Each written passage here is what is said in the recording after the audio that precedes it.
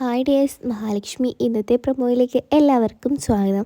അങ്ങനെ നമ്മുടെ മാർക്കോയെയും കണ്ണനെയും സാഗറിനെയൊക്കെ തകർത്ത സന്തോഷത്തിലാണ് മേഘനാഥനും ദുർഗയും കരുണയും എല്ലാവരും കൂടെ തന്നെയാണെങ്കിൽ.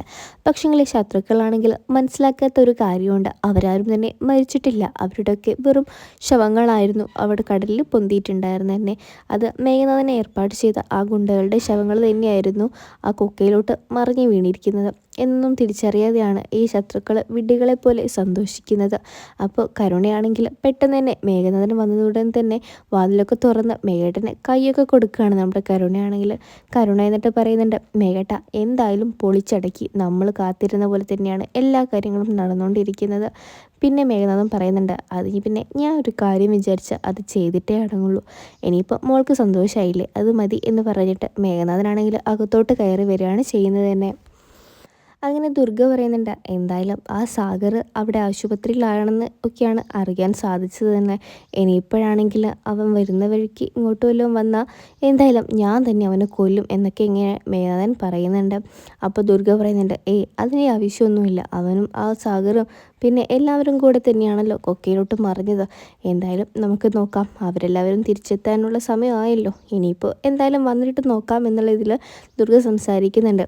അപ്പം അങ്ങനെ മേഘനാഥനാണെങ്കിൽ നമ്മുടെ കരുണയോടും ദുർഗയോടും പറയുന്നുണ്ട്, അപ്പച്ചി നിങ്ങൾ എന്തായാലും ഇപ്പം തന്നെ ഇറങ്ങിക്കോ മഞ്ജുവിൻ്റെ ഇടയിലേക്ക്. അവിടെ എന്തായ അവസ്ഥ, അവളെ സാഗർ വിളിച്ചിട്ടുണ്ടോ, എന്തെങ്കിലും പ്രശ്നമുണ്ടോ, അവർ തിരിച്ചു വരാൻ വേണ്ടി പോവുകയാണോ എന്നൊക്കെ നിങ്ങളൊന്ന് നോക്കിയിട്ട് വാ.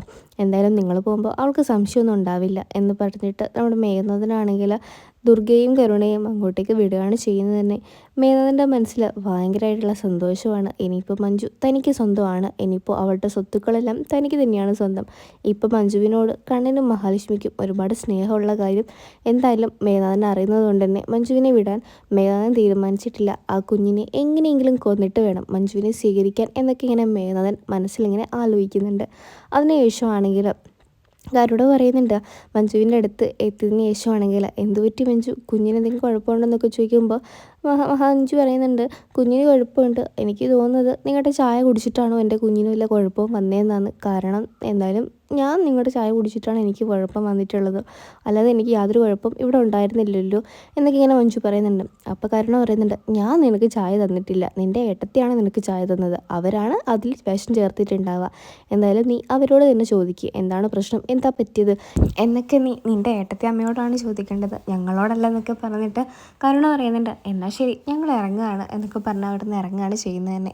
അപ്പോൾ നമ്മുടെ ദുർഗയോടും കരുണ പറയുന്നുണ്ട്, എന്തായാലും നമ്മൾ ആഗ്രഹിച്ച പോലെ തന്നെ കാര്യങ്ങളൊക്കെ നടക്കുന്നുണ്ട് അമ്മേ. അവളുടെ കുഞ്ഞ് ഏതാനും നിമിഷത്തകം ഇല്ലാതാവാൻ വേണ്ടി പോവുകയാണ്. എന്തായാലും ഇപ്പോൾ കണ്ണനും അവൾക്ക് മരിക്കാൻ വേണ്ടി പോവുകയാണ്. ഇനിയിപ്പോൾ സ്വത്തുക്കളൊക്കെ നമ്മുടെ കയ്യിൽ വരും, മഞ്ജു ആണെങ്കിൽ മേഘേട്ടൻ്റെ കയ്യിലും വരും എന്നൊക്കെ ഇങ്ങനെ സന്തോഷത്തോടെ അവരിങ്ങനെ പറയുകയാണ് ചെയ്യുന്നത് തന്നെ. അങ്ങനെ മലയ്ക്ക് പോയവരാണെങ്കിൽ നമ്മുടെ സാഗറും മാർക്കോയും പറയുന്നുണ്ട്, കണ്ണൻ സാർ എന്തായാലും ഇനി എഴുന്നേറ്റ് നടന്നിട്ട് തന്നെ അവരുടെ മുമ്പിലോട്ട് പോകണം. എന്തായാലും അവരുടെ തിരിച്ചടി അവർക്ക് താങ്ങാൻ കഴിയാൻ പാടില്ല, അതുകൊണ്ട് അങ്ങനെ പൊക്കോളൂ എന്നൊക്കെ പറയുന്നുണ്ട്. അപ്പം കണ്ണൻ പറയുന്നുണ്ട്, ഇപ്പം എന്തായാലും അതൊന്നും വേണ്ട.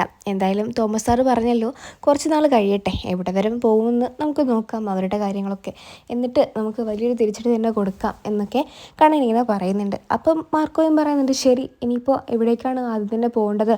അപ്പോൾ കണ്ണൻ പറയുന്നുണ്ട്, എനിക്ക് മഹാലക്ഷ്മിയുടെ അടുത്താണ് ആദ്യം തന്നെ പോകേണ്ടത്. അവളെ ഒന്ന് കണ്ടിട്ട് എല്ലാ കാര്യത്തെക്കുറിച്ചും എനിക്ക് പറയാനുണ്ട്, എന്നിട്ട് വേണം എനിക്ക് വീട്ടിലോട്ട് പോകാൻ വേണ്ടിയിട്ട് എന്നൊക്കെ ഇങ്ങനെ കണ്ണൻ പറയുന്നുണ്ട്. അങ്ങനെ കണ്ണനാണെങ്കിൽ അങ്ങനെ കമലേശ്വരം വീട്ടിലോട്ട് എത്തുന്നുണ്ട്. അങ്ങനെ കണ്ണനാണെങ്കിൽ കമലേശ്വരം വീട്ടിലെത്തുമ്പോൾ നമ്മുടെ തുർക്കിയാണെങ്കിൽ പെട്ടെന്ന് തന്നെ അവിടേക്ക് ഓടി വരുന്നുണ്ട്. അങ്ങനെ ഓടി വന്നതിന് ശേഷമാണെങ്കിൽ കണ്ണനെ കാണുന്നുണ്ട്. കണ്ണനെ കണ്ടോടൻ തന്നെ എന്താ ഈശ്വര, ഇതും പാളിയല്ലോ എന്നുള്ള രീതിയിൽ ഇങ്ങനെ നിൽക്കുന്നുണ്ട്. അപ്പോൾ കണ്ണനാണെങ്കിൽ എല്ലാവരോടുമായിട്ട് ഒരു തീരുമാനം പറയുന്നുണ്ട്, എന്തായാലും ഇനി ഇവിടെ കരുണയും ഉണ്ണിയും ദുർഗയും നിൽക്കാൻ പാടേയില്ല. ഇത് ഇനി എൻ്റെ വീടാണ്. ഇനി നിങ്ങൾക്കിവിടെ നിൽക്കാനുള്ള ഒരു അവകാശവും ഇല്ല. നിങ്ങൾ തെറ്റുകൾക്ക് മീതെയാണ് ഇപ്പോൾ തെറ്റുകൾ ചെയ്തുകൊണ്ടിരിക്കുന്നത്.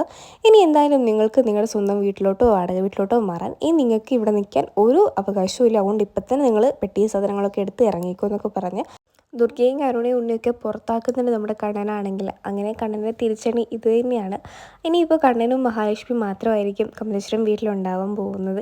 ഇതൊക്കെ അറിഞ്ഞിട്ട് മേഘനാഥനാണെങ്കിൽ നല്ല ദേഷ്യം വന്നിട്ടുണ്ട്. ഇനിയിപ്പോൾ അടുത്തൊരു പ്രൊമോയിലായിട്ട് കാണാം. ഇനി എന്തൊക്കെ സംഭവിക്കുന്നു കാത്തിരുന്ന് കാണാം. അപ്പോൾ ഈ ഒരു സീരിയൽ ഇഷ്ടമാണെങ്കിൽ ചാനൽ സബ്സ്ക്രൈബ് ചെയ്ത് സപ്പോർട്ട് ചെയ്യണേ.